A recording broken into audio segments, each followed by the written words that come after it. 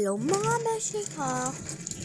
Ngayon nga is mag-uugas na tayo kasi bagong kagising ko nga palagyan mga kabeshi. Ayan nga is kukuha tayong pagkain. Ayan nga yung paborito kong palaman sa pinakabuong mundo.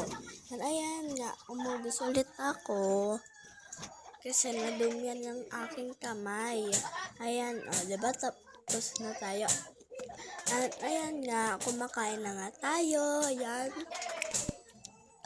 Yummy. Kain po tayo.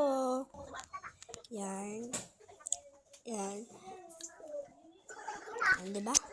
Ayan nga pala yung aking kapatid na pasaway. Charot! Hindi po siya pasaway. Ayan. Makain tayo kahit may sami. Kumakain pa din yan, oh. Diba? Yan. Diba? Yan nga ang aking kapatid. Siya ang nagpipindot-pindot ng mga video ko. Ayan nga. Ayan ulit. Kumain ulit ako kasi bitin nga yun sa akin. Ayan. Yung pinaka masarap ko. May nalaglag na pala dyan. Ayan nga. Ayan na tayo. Magpapatagal. Kumain na tayo. Ayan nga. Yan.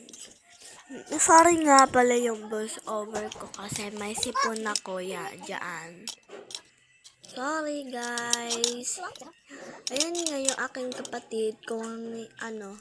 Yan. Wait lang ha. Mag-uunat muna tayo. Yan. Parang napasarap ako sa pagkain ko at may nakita ako guys. Ano kaya yun? Ayan nga palang itlog. Gwapang isa dyan. Kaya let's go. Pero biglang na ako dyan na basog na. Kaya yan. Yan. Andito na po magtatapos. Ay magtatapos. Dyan. Akala ko meron pang laman. Yun pala wala na. Sad ako. Gutom pa yan eh. Andito na po magtatapos ang ating video. Bye bye! Bye guys!